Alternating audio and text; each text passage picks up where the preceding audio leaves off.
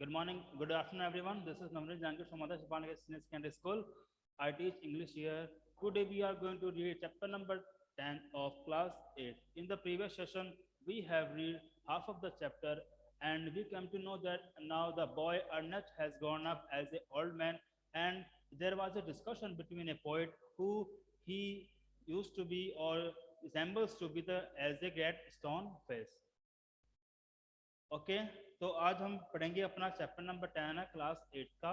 Last session में हमने पढ़ लिया था कि कैसे एक जो अर्नेस्ट जो बच्चा था वो उसकी अब एज हो चुकी थी, वो अब बूढ़ा आदमी बन चुका था। ठीक है, और उसके पास में एक पोइट आता है और उस पोइट को देख कर उस पोइट्स की जो कविताएं हैं उनको पढ़कर अर्नेस्ट को यह लगता है कि जो पोइट है वही कौन है, वो पोइट ही ग्रेट स्टोन फेस है। उसके बाद में वो पोइट क्या कहता है हम उसको पढ़ते हैं। You hopped answer the poet faintly smiling.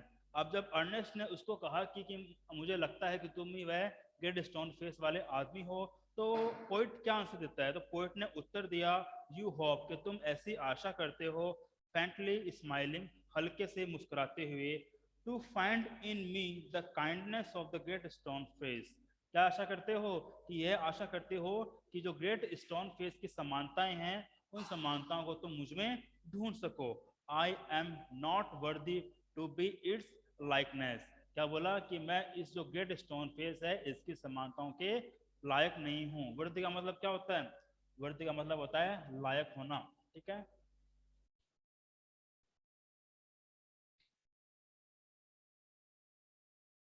वर्दी लायक होना।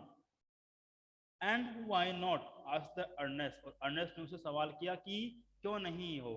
क्या सवाल किया? कि वाई नॉट, और क्यों नहीं हो। ही पॉइंटेड टू द बुक, उसने बुक की तरफ इशारा किया। आर नॉट दोज थॉट्स वर्दी, क्या ये जो विचार तुमने लिखे हैं ये विचार इस लायक नहीं है। You can here in you can here in them the distant voice of heavenly song, कि जो स्वर्गीय जो आवाज निकलती है उस ग्रेट स्टोन फेस से, उस आवाज में, तो वो जो आवाज है, तुम उस आवाज को, ये जो तुम्हारे थॉट्स है, तुमने जो पोएम लिखी है उन पोएम में सुना जा सकता है। But my life dear Ernest has not corresponded with my thoughts. के बाद में जो पोइट वो क्या कहता है? वो कहता है कि जो मेरा जीवन है, मेरा जीवन क्या है, मेरा जीवन जो है वो मेरे थॉट्स के साथ तालमेल में नहीं था। जो वर्ड यहाँ पर है कॉरेस्पॉन्डेंट, इसका मतलब क्या होता है? तालमेल में होना, बीन इन हार्मोनी विद, किसी चीज के साथ तालमेल में बना होना। ठीक है, तो कौन कहता है बात? ये बात कहता है वो पोइट की कि जो मेरा जिंदगी है, मेरा जीवन है, वो मेरा जीवन जो मेरे विचार है उनके साथ कभी तालमेल में नहीं रहा। मतलब क्या कहने का कि जो मैंने विचार इसमें लिखे हैं वैसे विचार मैंने कभी मेरे जीवन में अपनाए नहीं, काम में नहीं लिए। I have had grand dreams, कि मेरे बहुत बड़े सपने थे। But they have been only dreams, लेकिन वो सिर्फ सपने ही बनकर रह गए। समटाइम्स, कभी कभी, I lack faith in my own thoughts, और कभी कभी जो मेरे खुद के विचार है मुझे उन पर भी शक होने लगता है। Why then, pure seeker of good and true, should you hope to find me in the face of the mountain? ठीक है, तो क्या बोलता है फिर वो कि क्यों तुम जो प्योर सीकर हो, क्या होता है प्योर सीकर? सच्चे मन से ढूंढने वाला, कि तुम जो हो, जो अच्छाई को और सच्चाई को जो तुम सच्चे मन से ढूंढ रहे हो, उस अच्छाई और सच्चाई को तुम मेरे अंदर ढूंढने की आशा क्यों रखते हो। द पोइट स्पोक सैडली, और पोइट ने क्या कहा? पोइट ने दुखी होकर बोला। And his eyes were wet with tears, और उसकी आंखों में आंसू आ गए। So to were the those of Ernest, और साथ ही इसी तरह अर्नेस्ट था, उसकी आंखों में आंसू आ गए। अब यहाँ पर है ना ये so were those of Ernest, अब दोज ऑफ किसके लिए है? आंखों के लिए है। ठीक है, दोज ऑफ अर्नेस्ट, कि अर्नेस्ट की आंखों में भी आंसू आ गए। At the hour of sunset, तो जो सनसेट होता है उस समय में, as had long long been his custom, Ernest was to speak to a group of neighbours. ठीक है, क्या बोलता है कि जब सूरज डूबने वाला था, जब दिन छिपने वाला था, तो उस उस टाइम पर उसका एक बहुत लंबे समय से ये रिवाज था। कस्टम क्या होता है? कस्टम होता है रीति रिवाज। तो उसका एक बहुत लंबे समय से यह रीति रिवाज था कि Ernest was to speak to a group of neighbours in the open air, कि वो खुले में बैठकर अपने जो पड़ोसी है उनके साथ वो ग्रुप में बातें किया करता था। Together he and the poet went to the meeting place, मतलब वो अर्नेस्ट और वो पोएट है वो एक साथ वो जो मीटिंग प्लेस है जहाँ पर वो बैठकर बातें करते थे वहां पर चले गए। आर्म इन आर्म मतलब हाथ पकड़कर। फ्रॉम देयर, और वहां से could be seen the great stone face, और वहां से जो ग्रेट स्टोन फेस है उसे देखा जा सकता था। Ernest threw a look of familiar kindness around upon his audience। अब क्या बोला गया कि अर्नेस्ट ने क्या किया? अर्नेस्ट ने जो अपनी ऑडियंस थी, जो श्रोता थे, जो उसको सुनने वाले थे, उनकी तरफ कैसे देखा? एक काइंडनेस मतलब दयालुता के साथ देखा। ही began to speak, और उसने बोलना शुरू किया टू द पीपल, उन लोगों से, what was in his heart and mind, जो उसके दिल और दिमाग में था, वो चीज अर्नेस्ट ने उन लोगों के साथ बताना शुरू किया, उन लोगों के साथ शेयर करनी शुरू करी। His words had power, उसके शब्दों में ताकत थी। Because they agreed with his thoughts, क्योंकि क्योंकि उसके जो शब्द है वो उसके विचारों के साथ मेल खाते थे। And his thoughts had reality and depth, और उसके जो विचार थे वो क्या थे? वो सच्चाई लिए हुए थे और गहरे थे। Because they harmonise with the life which he had always lived, क्योंकि क्योंकि जो विचार है वो उसके विचार जैसा उसने जीवन जिया था उस जीवन के साथ वो हारमोनी में थे, तालमेल में थे।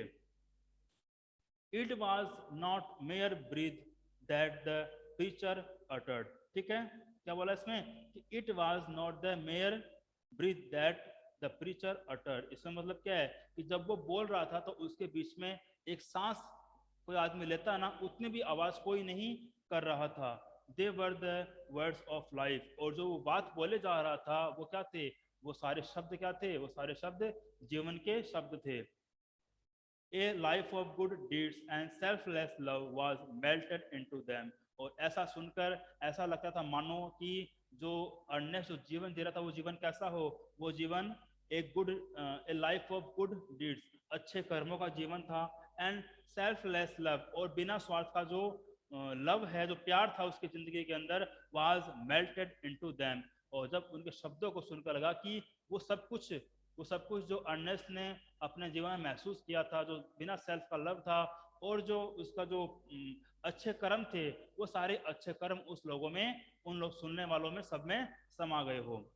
The poet as he listen felt that the life and the character of Ernest were a nobler strain of poetry that he had ever written. अब क्या बोलता है? अब वो पोइट के लिए बोला गया कि पोइट एज ही लिसन, जैसा उसने सुना तो उसको ऐसा लगा, फेल्ट दैट, उसने ये महसूस किया कि the life and the character of Ernest, जो अर्नेस्ट का जो जीवन है और जो करेक्टर है, जो चरित्र है, वो क्या था?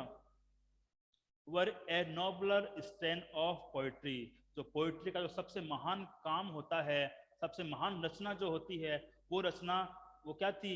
वो अर्नेस्ट का जीवन था। That he had ever written, कि जो उसने आज तक जितने भी महान चीजें लिखी थी, उन सभी महान चीजों में सबसे महान क्या लग रहा था उसको उस समय? सबसे महान जो अर्नेस्ट जो अपनी बातें बता रहा था जीवन के बारे में, वो उसको सबसे महान चीज लग रही थी पोइट्री की। His eyes filled with tears, और उसकी आंखों में आंसू आ गए। हिज किसके लिए आया है? पोइट के लिए आया है। And he said to himself, और उसने खुद से ही कहा, दैट की never was there so worthy a sage as that mild, sweet, thoughtful face with the glory of white hair diffused about it, ठीक है। अब क्या बोला उसने? उसने बोला कि that, वो पहले खुद से सोचता है, फिर खुद से बातें करता है। वो खुद से यह कहता है कि that never was there so worthy a says, क्या बोला गया कि पूरी दुनिया के अंदर कभी भी ऐसा जो सेज, सेज का मतलब क्या होता है? सेज का मतलब होता है साधु, लेकिन यहाँ क्या मतलब है? यहाँ मतलब वाइज पर्सन, बुद्धिमान आदमी, कि ऐसा कभी भी इतना बुद्धिमान आदमी, एज दैट, कि वो इतना माइल्ड है। माइल्ड क्या होता है? सभ्य है। स्वीट क्या होता है? प्यारा। थॉटफुल क्या होता है? थॉटफुल होता है दूसरों का सोचने वाला, ठीक है। तो इतना सभ्य, प्यारा और दूसरों की सोचने वाला, जो चेहरा है with the glory of white hair diffuse about it, और जो इसकी जो ग्लोरी है वो क्या करती है, इसका जो व्हाइट फेस है, इसका जो व्हाइट जो बाल हो गए हैं वो उस ग्लोरी को डिफ्यूज करते हैं, ठीक है, उसको कम नहीं करते हैं। एट ए डिस्टेंस, ठीक है, डिफ्यूज का मतलब क्या होता है, डिफ्यूज का मतलब होता है चारों तरफ फैला देना, कम नहीं करना।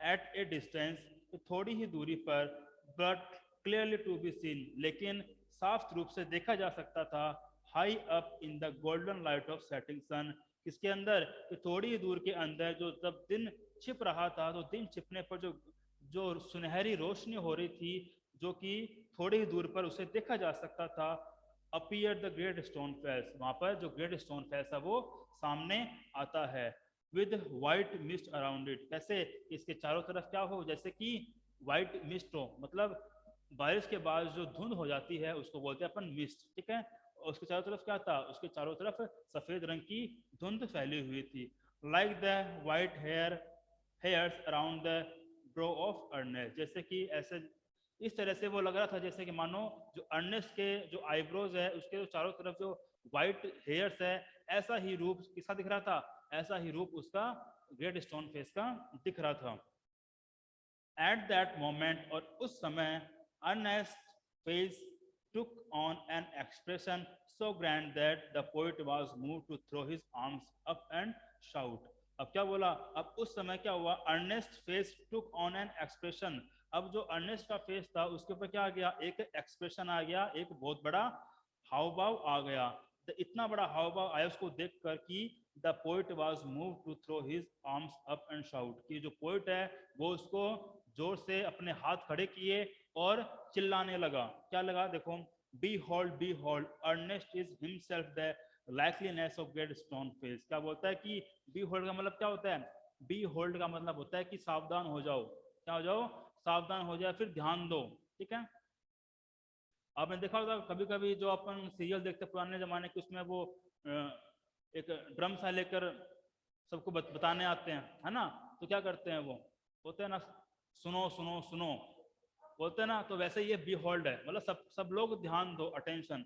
अब क्या बोलता है वो कि Ernest is himself the likeness of great stone Face, वो बोलता है कि जो अर्नेस्ट है, अर्नेस्ट के अंदर ही वो ग्रेट स्टोन फेस है, उसकी समानता है अर्नेस्ट के पास ही है, अर्नेस्ट ही वो क्या है, अर्नेस्ट ही वो ग्रेट स्टोन फेस है।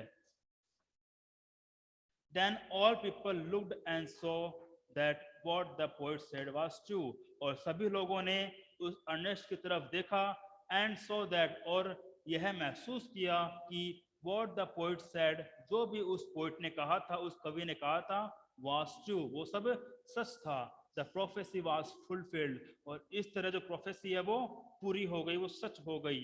But Ernest, having finished what he had to say, took the poet's arm and walked slowly homeward.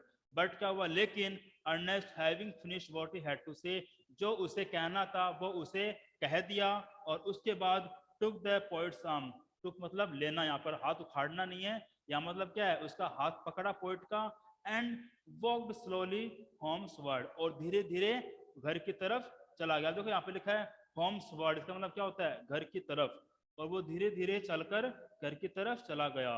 Still hoping that, और अभी भी यह आशा करते हुए कि some wiser and better man than himself would by and by appear, क्या आशा करते हुए, यह आशा करते हुए कि कुछ ऐसे इंसान जो उससे भी बुद्धिमान होंगे और उससे भी बेटर होंगे, कभी चाहेंगे, कभी पैदा होंगे, bearing a resemble to the great stone face, किसके लिए, कैसे महान लोग पैदा होंगे, जो कि ग्रेट स्टोन फेस है उसके जो रिजेंबल है, तो उसका रिजेंबल क्या होता है, रिजेंबल का मतलब होता है समानताएं जो होती है, उसको बोलते हैं रिजेंबल, जो कि ग्रेट स्टोन फेस के समानताएं लिए पैदा होंगे।